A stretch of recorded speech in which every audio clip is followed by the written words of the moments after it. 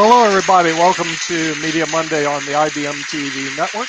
I'm Nick Palavita, your host for today, and today we have a very special show with a very special guest, but let's first introduce our panelist. Hailing from the Washington, D.C. area, he's actually a former adjunct professor of entrepreneurship at Georgetown University. Let's welcome to the show Larry Robertson. Larry, welcome to the show. Thanks, Nick. It's great to be here. Okay, yeah, it's good to have you as a panelist. So now you can give everybody a rough time.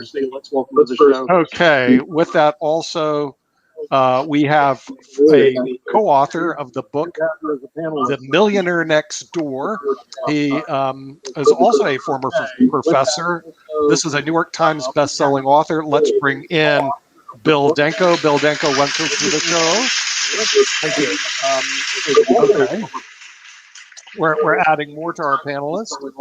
This lady, somebody has something on their background. You may want to cut it off. You've got somebody's running something on their background. Beautiful. I knew it would work if I asked. Okay, this person sits on North Carolina State's Board of Advisors on Computer Science. She's also one of the founders of IBM TV, International Broadcast Media. Let's bring in today Kim Calhoun. Kim, welcome to the show. Now that we have all the panelists together, we want to invite our special guest in. Now, this person has never appeared on the IBM TV network, but he has actually written a book, a very famous book. It's called The E-Myth, and the E-Myth Revisited. Oh, we all have the book, you know. And he hails in from California. Let's bring in the Honorable Michael Gerber. Michael E. Gerber, by the way, welcome to the show. It's Michael E. Gerber. I was standing corrected by one of your agents. I said, but he is the Michael Gerber. I don't know any other Michael Gerber out there.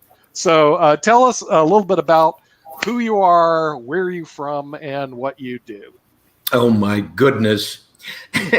Well, I'm Michael E. Gerber, and I'm the author of the E-Myth books, the creator of the E-Myth, which we founded many, many, many, many years ago, almost 50, if you can believe that, and have been transforming the state of small business worldwide all that time. So we've been working on the world as opposed to just in the world. And of course, each and every one of you folks know what I mean when I say that. I'm delighted to be here. Okay, well, we're going to add another panelist to this august organization. This person is actually a Pulitzer Prize winner, a New York Times bestselling author, also a former or current adjunct professor at Syracuse University. Let's bring in the Honorable David K. Johnston. David, welcome back to the show. Glad to be here. Of course, David, you and Bill are regulars. The newbie, as they would call him, is Michael, who is the author of this book. Oh, there it is. Oops. The E-Myth. Okay. Right, a whole bunch of them, actually. There's actually has a whole bunch of them. I mean, he has a whole series about the E-Myth, and it's autographed, actually. Wow. Okay, the thing is, what got me about this book is that my wife found it for me. She goes, this is when I started one of my companies back in the year 2000. She goes, you got to read this book. It's almost like it had read this book on it. And I was like Arto Guthrie when somebody sent, Steve Goodman showed him this song. I goes, I don't want to read more books. I've got plenty of books. Why do I want to read another book? And she goes, you got to read this book. And I did. And very shortly thereafter, I was making millions of dollars. I became the millionaire next door by reading his particular book. So it's had a profound impact on me and our organization. But I guess I'm the only one that you affected, right, Michael? No one else has been affected by your book, right? No. Nobody's been affected by the book. But a lot of people, a great many people, have entered into a conversation with me about the book and about what I mean by working on it rather than just in it, and the transformational difference that makes, and why it is that it's so critical if one is to become a true entrepreneur, that he or she understands and absorbs into one's very being the nature of transformation beyond the thing we do to truly understand why we're doing it. And so I love that conversation. Mm-hmm. Yeah, and entrepreneurship is a big conversation. And Larry, you actually were teaching entrepreneurship at Georgetown. And the thing is, I had a real problem ever getting a job teaching entrepreneurship, even though I found 3 or 4 different companies that all became million and multi-million dollar companies. They go, you don't have a PhD in entrepreneurship. I'm just telling you, Bill, because I know that you taught at, what was Sonia, Albany. Okay, you don't have a PhD. I said, that's because PhDs in entrepreneurship did not exist when I went to college. Literally, it didn't even exist.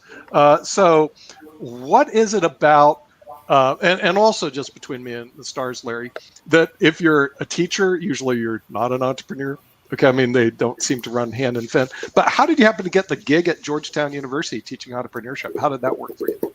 Well, it's interesting, and there's actually a really wonderful tie to Michael and his books.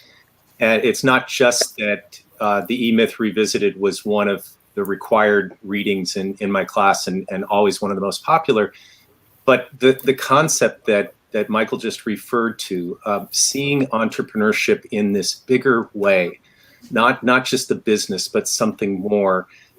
In fact, one of the quotes that has stuck with me through the years, Michael, is that people who are exceptionally good in business aren't so because of what they know, but because of their insatiable need to know. And you talk about this idea of getting it right, and the getting it right being something more than the business. It's that, I think you referred to it as a moral principle, a universal truth, something that within that context, a successful venture can exist, a successful entrepreneur can grow to be something. And so it was really taking that emphasis and expanding on it and pitching that as a new class in the business school curriculum at Georgetown that I think got me the gig without having the PhD. Because to be quite honest, most education around entrepreneurship isn't built like what Michael Gerber writes. It's built around, how do I start a business? How do I go through the logistics of putting that business together, and not something way before it, like what drives me and why would I start this in the first place? Where am I trying to go beyond the bottom line? So frankly, I think that was the distinction, and I owe a lot to Michael Gerber. Wow. So, and Larry, you made it required reading. You made it required reading in your class. Yeah. There so you go, Larry, Michael. Where do you, first day of class, where do you start? Well, that's really interesting. I'll tell you how I started. So I would teach in these classrooms that were kind of, I think of them as small stadium seating. So you've got, these half horseshoe desks going up several levels. And I would get there before my students would arrive, and I would put a pile of pipe cleaners in front of every seat. And then I would return to the podium down in the classroom and let people filter in. And I would never mention the pipe cleaners. And you would see this range of reactions in the room. Some people would, look at it themselves, never say a word to anyone else. Others would ask, what the hell are these things in front of us? All the way to those who were building not just one thing, but multiple things. And inevitably, somebody would ask at the end of class, why are these here? You haven't even mentioned them. And I said, look, this class is about engaging, not waiting for the invitation, but jumping in and experimenting for yourself, being willing to take a risk that you're comfortable with, but also to do that with your peers. That's how I would start. And everything else came after. It was really about that self-discovery, much more than it was any content we got into later in the semester, to be perfectly honest. Yeah. Right. Yeah. Kim, you head up the advisory board, or you're part of the advisory board at the computer science department at North Carolina State. You also spoke at one of the commencements that they had on, and you're an entrepreneur yourself. Tell us about the impact that Michael has had on you. Well, I think I read his book after I became an entrepreneur. And what it did was open up my mind to some other aspects of things that maybe I didn't consider, and also emphasize some of the things that I was doing correct, because I don't think that we're necessarily always approaching things wrong when we go into something. But one of the things that it has made me ask a question is, Nick, you and I both know, we continue to hear about 85% of the startups that are invested in fail. Right. And that was a big curiosity of mine when I came back into launching a new business after taking a short period off. And I was asking myself, why is this? Especially when you've got some books like this that kind of guide us.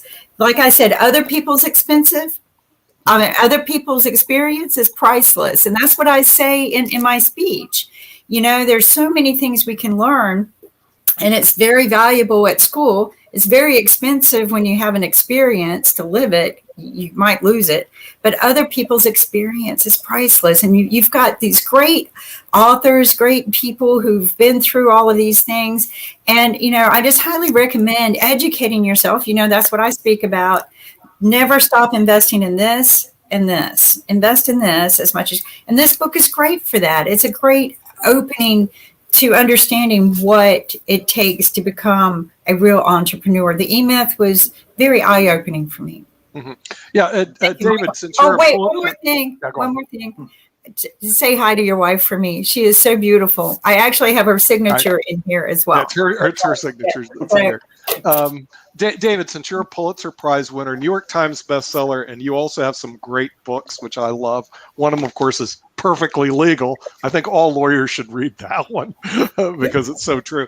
Were you familiar with the E-Myth and Michael Gerber's work, or do you just read yours? Okay. No, not at all. What I'm hearing makes perfect sense to me, and particularly what Kim just said.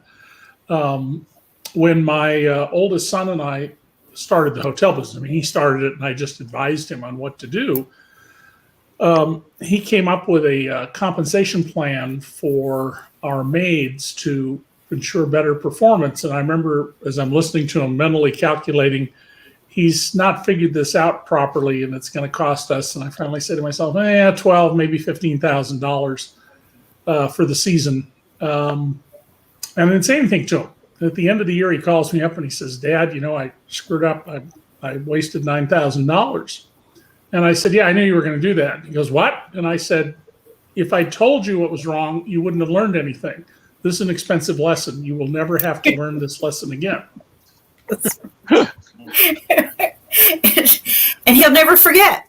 Ever. Yeah, that's right. Right. Yeah, especially if you're dropping money on stuff like that. Bill, when you wrote your wonderful book, which was The Millionaire Next Door, which, like I said, I followed it back in 1984 when it had a different name. But you also wrote this recent book, Richer Than a Millionaire. Were you familiar with the E-Myth and Michael Gerber's work? No, I was not, but I am now. But I have a question for Michael, though. You said you've been doing this for 50 years, and that's outstanding. What did you do prior to that? I mean, what was your education? Did you start off with a regular job in your life, or did you always know that, there was something about this entrepreneurial orientation? Michael? Was that a question? Yeah, well, yeah. You don't look over 50 to me, okay? But you've been doing this for 50 years. My question is, what was your formal education? And did you actually have a job at one time prior to getting involved in this, or how you developed?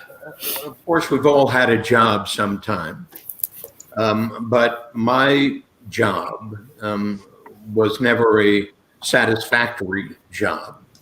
I was always independent. So I was independently employed, self-employed, selling this, selling that, selling the other thing.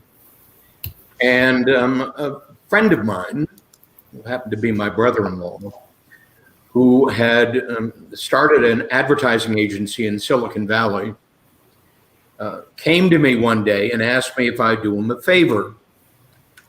And the favor was to visit with one of his clients who had started up a high-tech firm in Silicon Valley, who,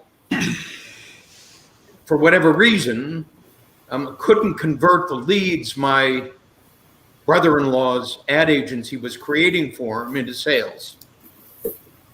And so he asked if I would come meet with the guy and find out what was wrong. And I said to my brother-in-law, whose name is Ace, I don't know anything about business, and I don't know anything about, in quotes, high tech.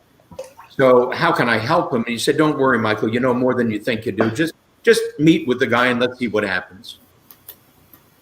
And so I did. And Ace introduced us, Bob, Michael, Bob. Look, guys, I'm going to take off for an hour, get to know each other. Let's see what happens. And Ace took off. And Bob asked me the question, Michael, what do you know about my business? And I said, nothing, Bob. And he said, well, if you don't know anything about my business, what do you know about my product? And I said, less than that, Bob. He said, well, how can you help me? And I said, I haven't a clue, Bob. But Ace thinks I can. So we got an hour to kill. Let's find out. And I just began to ask Bob questions. And the more questions I asked Bob, the more I began to understand that Bob's answers were anecdotal. Effectively, he couldn't answer the questions I was asking, which essentially shocked me because Bob obviously was the expert here. He evidently knew how to create the product he created here, but he hadn't a clue what to do with it. And it became obvious to me that I did know something that Bob didn't, and that was that selling is a system. And Bob didn't have a system. He hired sales engineers because they understood the technology, sales because they had sales experience. And then every single one of them were doing something different. And I said to Bob, your problem is obvious. You don't have a selling system. And until you create that selling system, you're going to have the same problem you've got, only worse. And he said, can you create a selling system? I said, sure, Bob. So Ace comes to pick me up and he said, so what happened? And I said, Bob hired me as a consultant to create a selling system for him. And Ace said, Michael, how can you do that? You don't know anything about business. You don't know anything about his product. I said, Ace, that's what I told you. But obviously I know more than I thought I did. That was the beginning of this entire gig. And how did the guy do after that, Michael? Oh, how did his business do? It was spectacular. Can you tell us who the company was or not? Well, no, I can't tell you who the company was. Not because I wouldn't. I don't even remember. I've worked with literally thousands of small businesses since that time. Mm-hmm. Yep. Literally thousands of small businesses to do the very thing I did for Bob at the very beginning. Wow. And when I say to do that, I didn't do that. It did. To create a selling system, because none of them have a selling system. But I understood as I began to work with Bob to create that selling system that Bob didn't have a management system either. He didn't have a marketing system either. He didn't have a system for systems either. He didn't understand the word system, despite the fact that you would think he did, simply because he owned a business, because he created a product, et cetera, et cetera, et cetera. And it was astonishing to me Understand, I was 40 years of age at that moment. I wasn't a kid. It was astonishing to me how little business owners knew about business. So, Michael, Astonishing to me. to go to Bill Danko's question, what did you do from 20 or whenever you started working until you were 40? What kinds of things did you do? I sold encyclopedias. I did all manner and forms of things. Okay. I was a hippie, a beatnik. I was a saxophone player. I was a jazz musician. I was this, I was that. I was following my muse. Gotcha. Yeah, and Michael, I bought this book back in 2001, just as I started my other business, and it said over 1 million copies sold back then. How many copies have been sold since then? How many copies have you sold on this? Right now, it's about 4.5 million. 4.5. I just read 3, but yeah, I could see it Yeah. being 4 by now. Yeah, Yeah, absolutely. right. It just sells and it sells and it sells, and we've never promoted the book. Really? Wow. Never. That's what I was going to ask. Yeah. What did you do to Yeah. make this book successful, just like It's you do all your word of mouth. companies? All word of Well, mouth. that's Right. always the best advertising. You got to read this book. You got to read this book. You got to read this book, and Yeah. that's how the book spread. And when one read it, they were instantly either inspired by it or turned off by it. What Great. was the very first book in the series called? The E-Myth.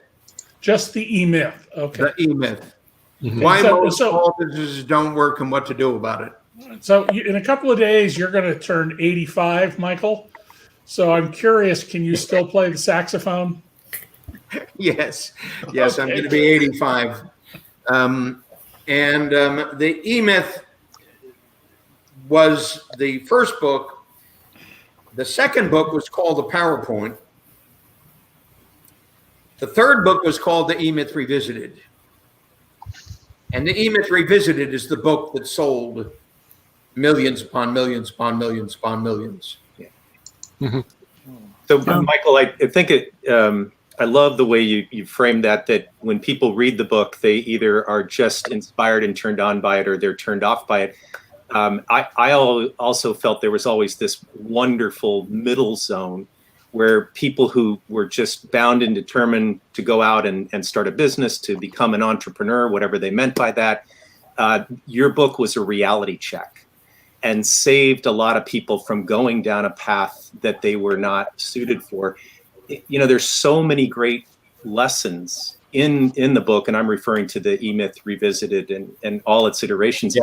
Is there any key lesson that you've taught in all your work over the years that resonates even more now in this very unsettled, uncertain environment, and not just for entrepreneurs or business owners, but really for people?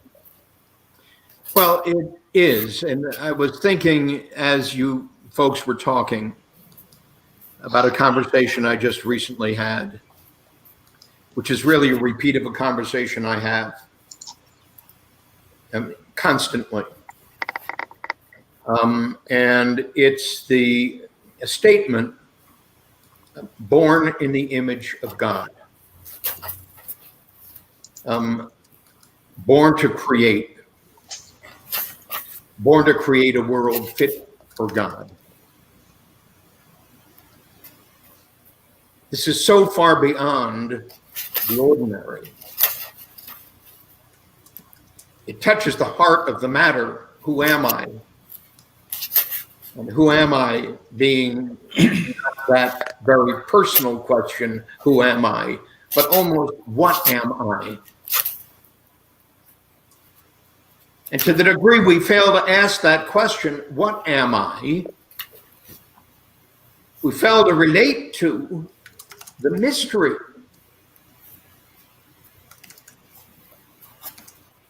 The mystery of world, the mystery of the world around us, the mystery of how we do what we do, why we do what we do, where it's taking us, what's the point of it all.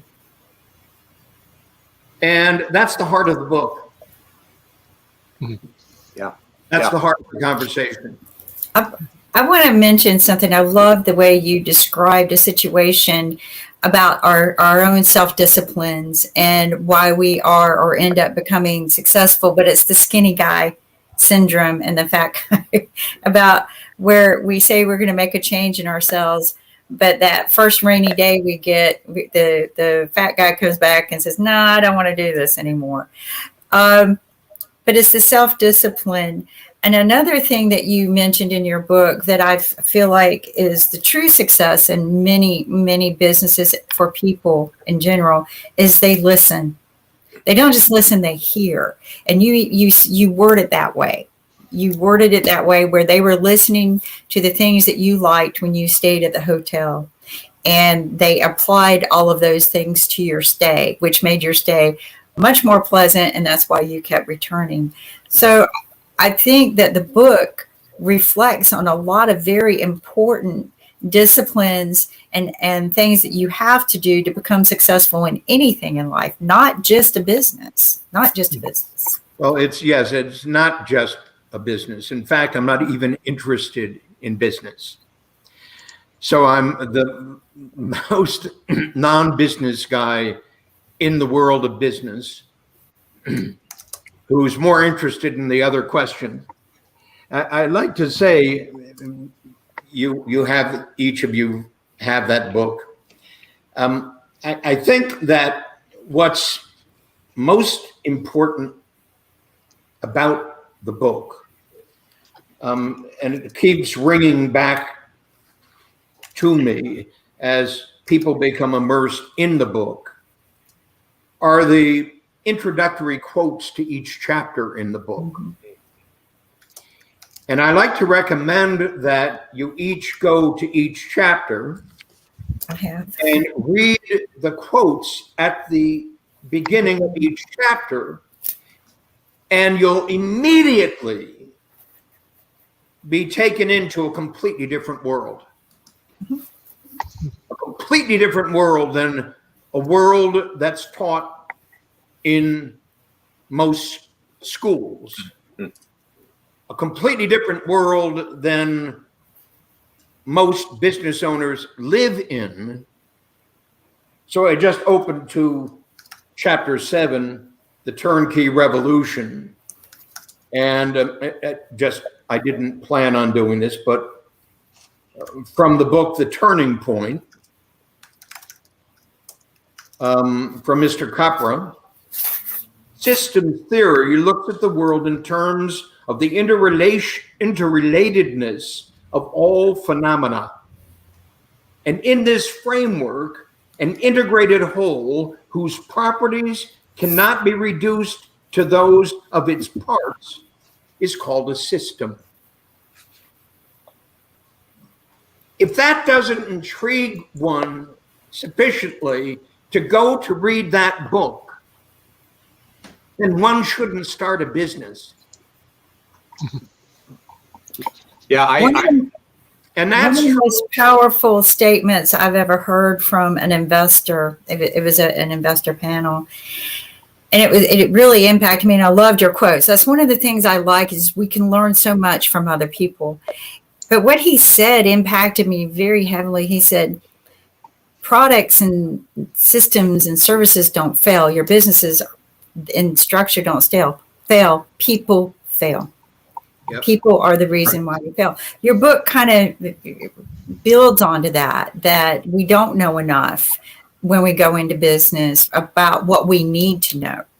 And some people choose not to learn anymore. And I think that that's a very powerful statement that Larry had even brought up, that was something that had stuck to my mind as well. So I think that there's a lot to be learned, but people need to open up their mind to listen to other people, just like you did when you wrote your book. You took all of these quotes. That was something I did notice too, by the way. So you were learning from other people when you wrote your book. Well, I Kudos. was, and you have to understand that I read those books, Yes. but I hadn't met anybody else who'd read those books in business. Yes. That's crazy. Yeah.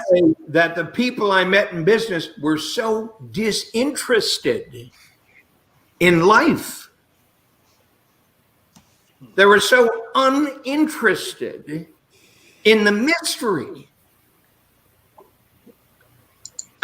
Another chapter, chapter 5, Beyond the Comfort Zone, Eric Hoffer, The Temper of Our Times. Drastic change creates an estrangement from the self and generates a need for a new birth of a new identity.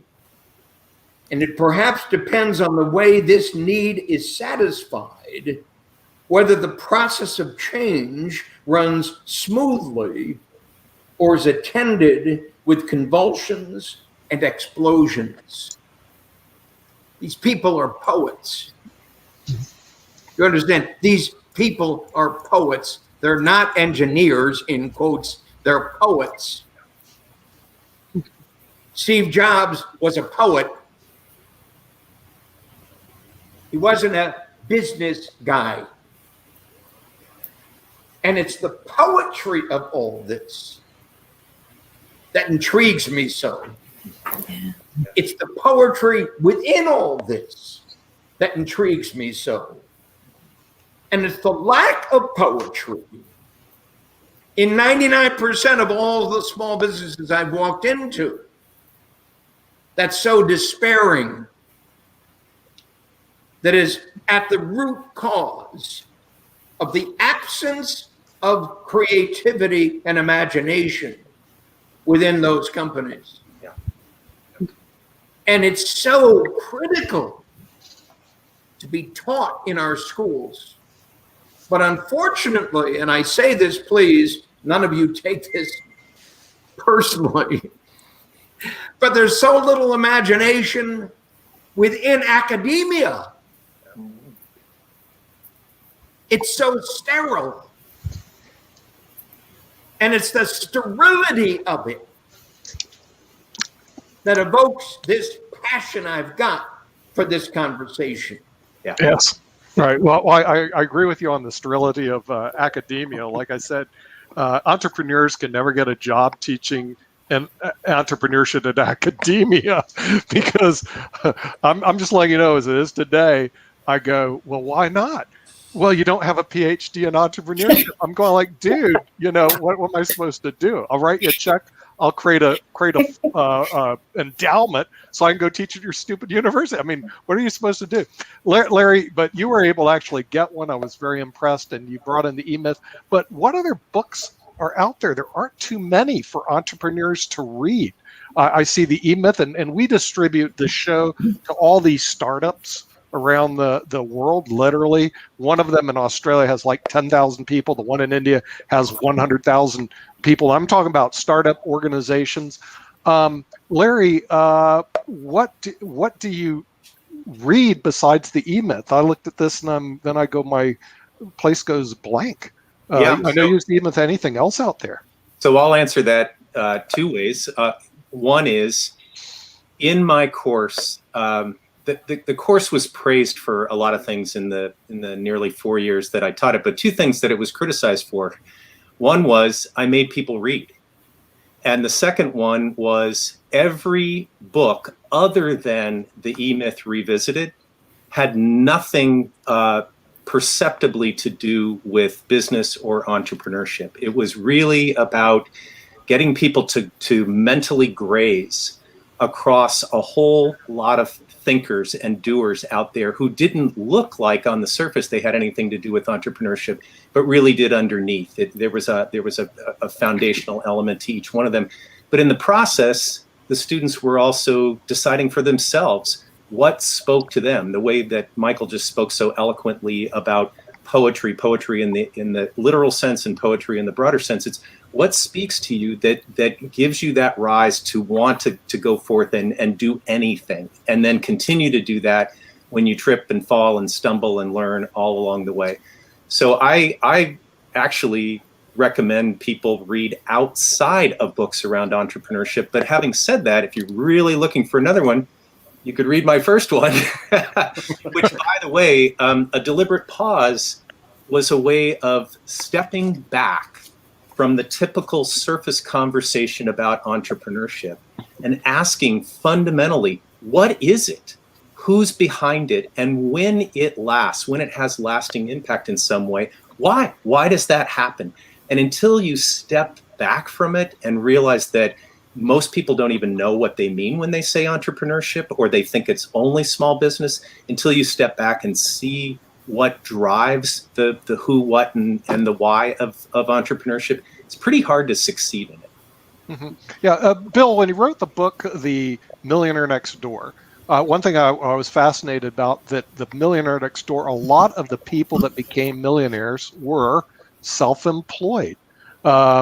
Did you see that to be a common factor? Because I know you had the support of being able to do research at a university since you taught there.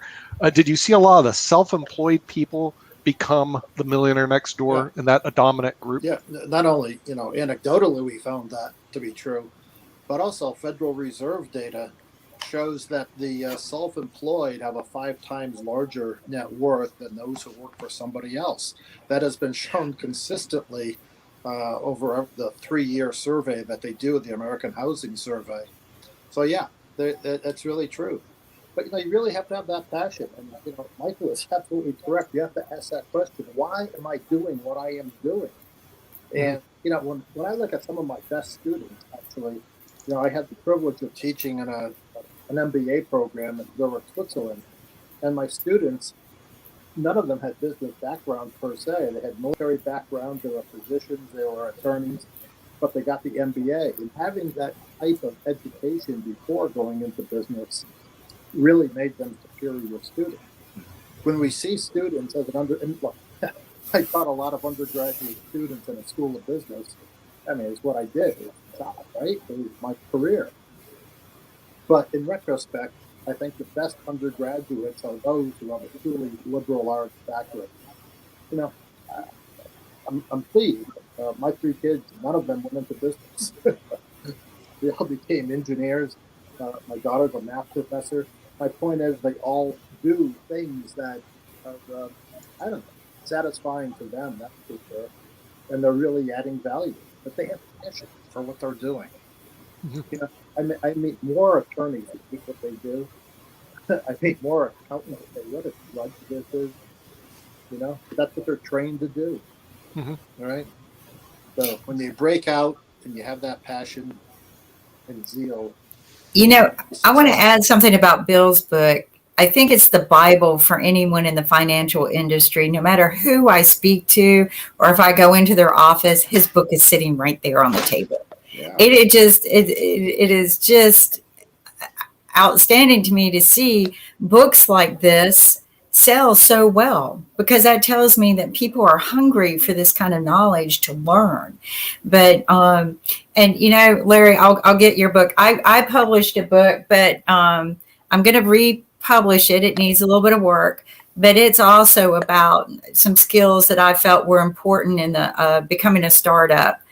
And I wrote it based off of the speech that I gave, the commencement speech I gave at NC State in 2018, because I was getting ready to go on tour with Google to talk about becoming a serial entrepreneur for, what do you call it? The disadvantaged people, right? And so I was going on tour, and Nick goes, "You cannot go without a book. So you have to write a book. Nobody will read it, so just hurry up, get it done." They'll read the front cover, the back cover, and then that'll be about it. There was one person who I had as a client that said that he was at Carlton Sheets. Now, you guys may know him. I knew him. Anyway, his dad, and they were clients of mine, and they put the Carlton Sheets real estate make $1 million deal on television all over the country. And he said Carlton Sheets would get up and do his little song and dance, and then go ahead and buy this this book, and it'll show you how you can become a millionaire by investing in real estate, no money down. Okay. They were both attorneys that actually owned the company that were my clients, and they said they would ship these. And he said they did a percentage. They'd buy them, they wouldn't open them. Someone would buy them, they would open up the front cover, the back cover, and wouldn't read it. I'm serious. They would spend hundreds of dollars. Nick, that actually People really do read them. Well, I read this stuff, but I don't know about everybody else. Here's the reason I read Michael's book and you guys' book, because I have $1 million education when I don't read it. It has cost me, and I can show. I spent some time with somebody, and I went over line by line how I already lost $1 million because I didn't read this stupid book. Okay, and then they realized, so that's the reason you buy and read the books. Yes, because it's more expensive outside when you're working than it is inside when you read the book and not make the mistake that cost you $1 million. Anyway, yes, David. They say famously, Nick, learn on somebody else's dime. Exactly. I mean, learn on somebody else's research that brought the book about. In all this talk about books, Michael, and all the books you quoted at the beginning of your chapters, I'm curious, is there any book or maybe a couple of books that you've read over time that really influenced you, that continue to stand out for you? Well, there is a book that I speak about all the time, but with mixed reviews. People will say, Michael, I read that book and it depressed me terribly. The name of the book is I Am That, by Sri Nisargadatta Maharaj. It's not a book that he wrote. It's a book that is a summary of conversations he had in his ashram in India. And those conversations are so extraordinary, so extraordinary as to make it the most remarkable book I've ever read. Now, understand, I've read a gazillion books. The most remarkable book I've ever read. And now I'm sure, and I'm saying this, none of you have read it. Not yet. It made my list. Going in my Amazon cart today. None of you had even heard of it. Right. But it is the most profound conversation one could ever have. That's And in brilliant. the process of saying that, you then understand what moves me when I say I write about entrepreneurship. The only reason I, in quotes, write about entrepreneurship was because my brother-in-law asked me to meet with Bob. It was a complete accident. I hadn't prepared to do it. I had no interest in it. It just showed up. So sort of like a blind date gets you married. Yes, right. It just showed up, and there I was, and suddenly I'm engaged in a conversation I had never been engaged in before. And I suddenly discovered something I had never seen before. And I began to do it.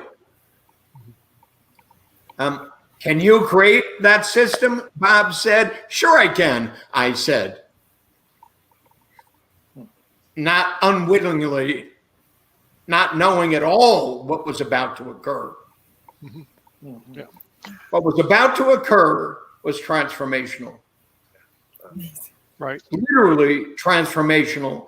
And yet it wasn't a planned thing. It wasn't a designed thing. It showed up.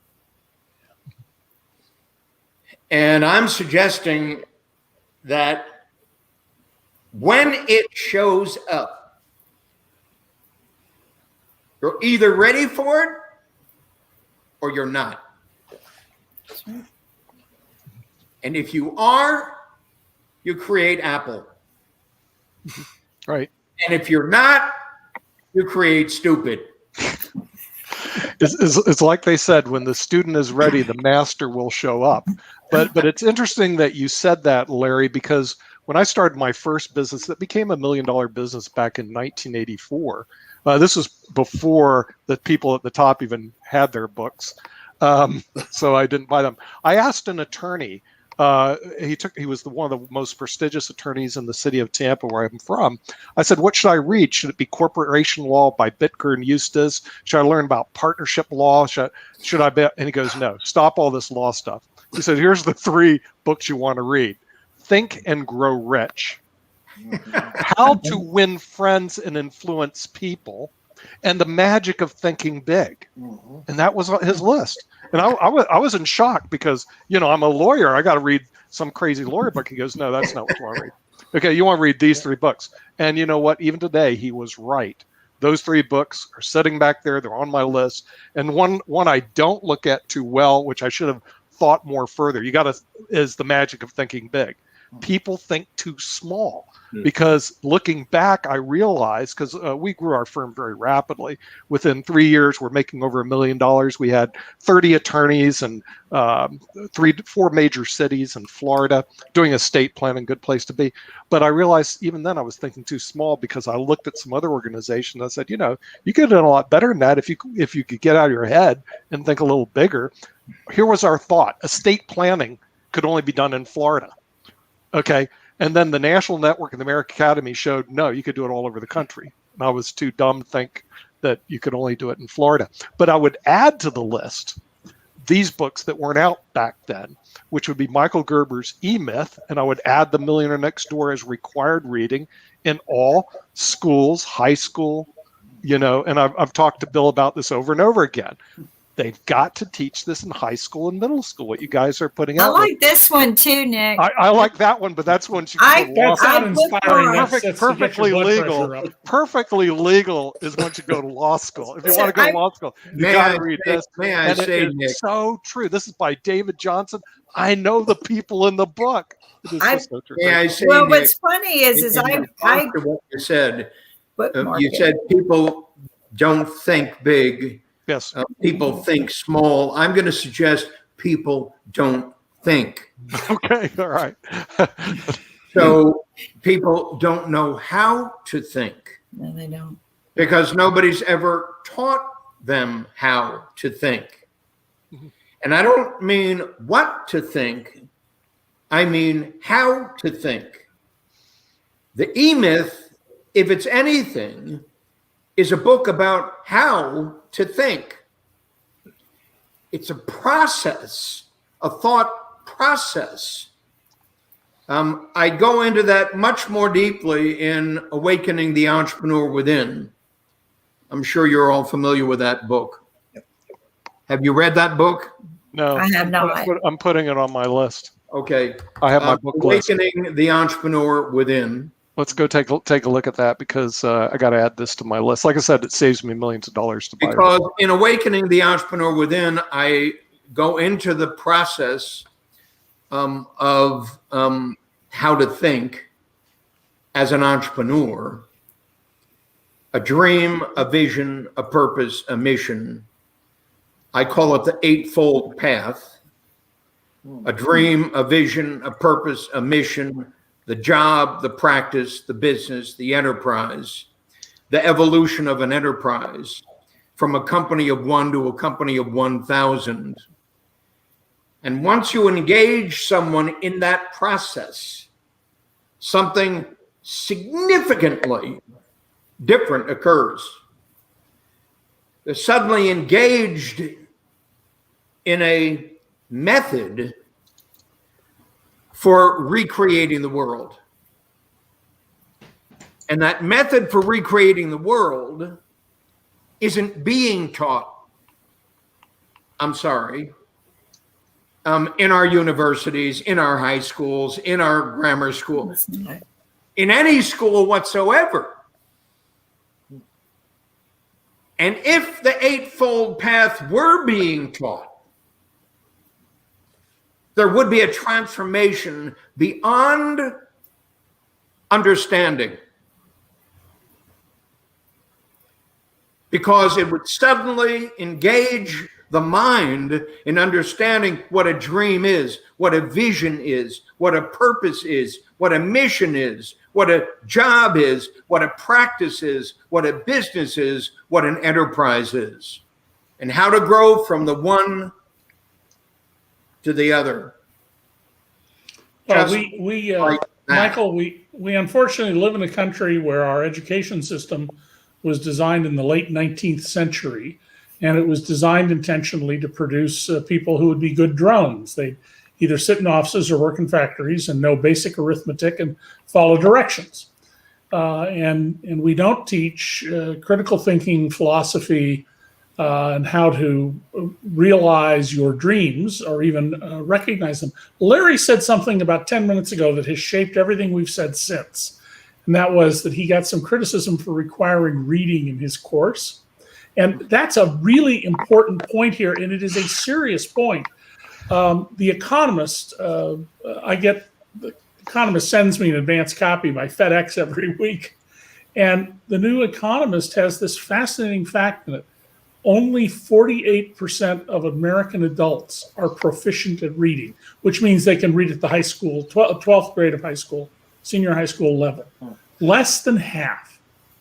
If you go onto a forum like Nextdoor or Facebook, and you will see many, many people, even ones who seem to have pretty good educations, who don't know grammar, don't know how to write, and that tells you they don't read.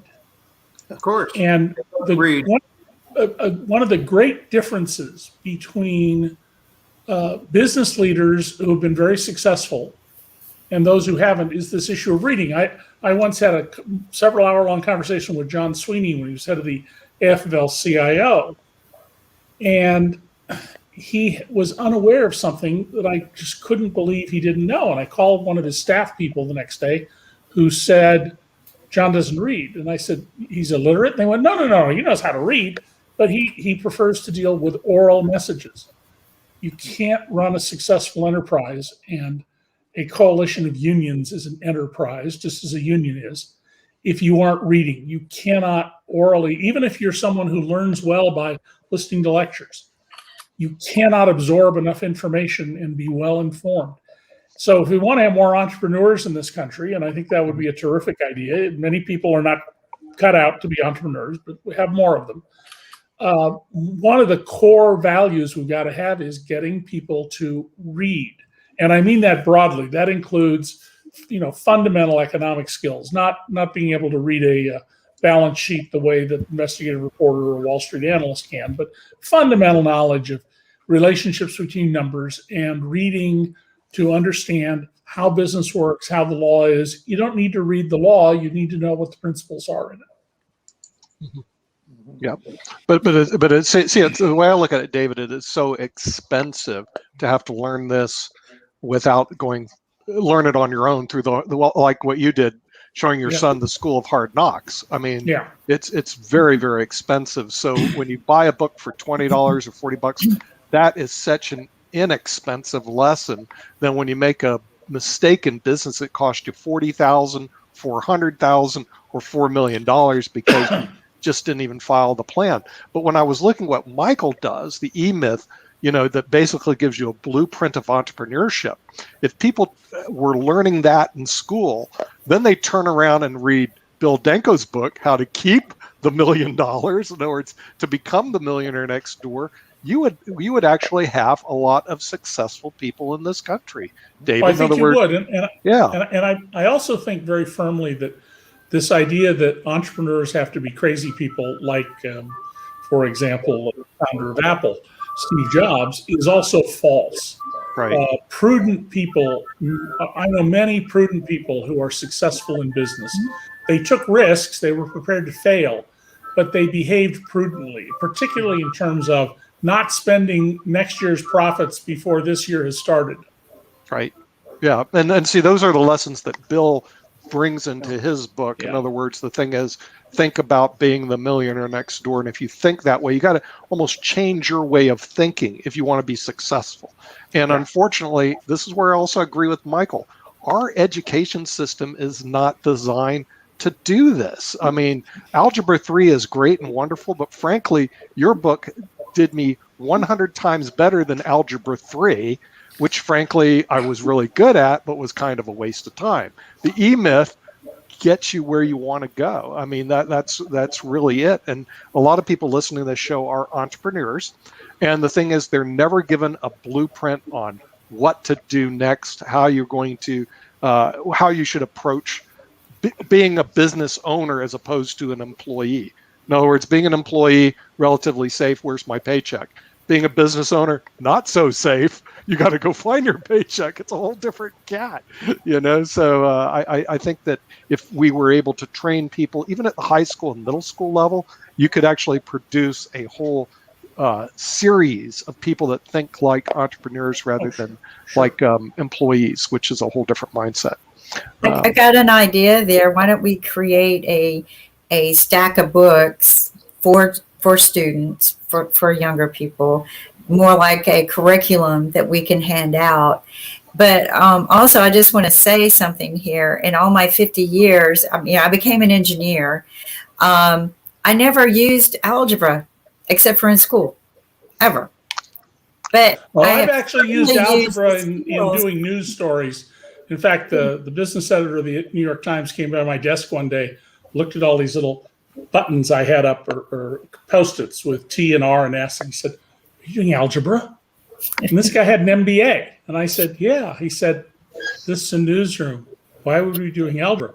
I said, "I'm trying to deconstruct this tax shelter, and it is so complicated, I can't keep track of it unless I use algebra."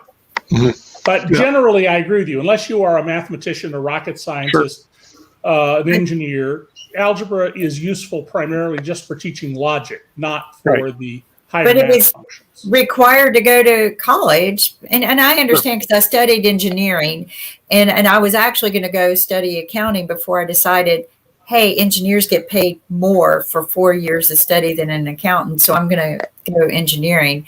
But because it's all math in many, many ways. But I just thought it was interesting that all of these years, really, I mean, even as an engineer, I didn't apply it that much. I applied my analytical skills a lot, but not the dynamics of just pure math. But I love the story that you're still using algebra for certain things. I'm glad to hear it. I'm glad there's somebody who got use of their Algebra 3 class. I'm sorry, David.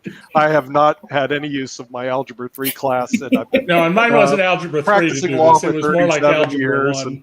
and no use of that. But I do want to thank our special guest, Michael Gerber, who's the author of this book, The E-Myth and the E-Myth Revisited, and also I've got to get the other one about the entrepreneur, and also our guest Bill Danko. Actually, he's a panelist. He's been on so many times. Richer Than a Millionaire. If you haven't received this one you have to get. And of course, we have David K. Johnston, Perfectly Legal, one of my favorites. And for those who really want to be entertained, The Making of Donald Trump. That's a good one to read on the beach. Let me tell you. This is a good beachfront reading. That was a good beach book. Summer. And Larry, I'm getting your book. It's on its way. So the thing is, this way we'll be able to do that. We want to thank our audience around the world. Don't forget my book.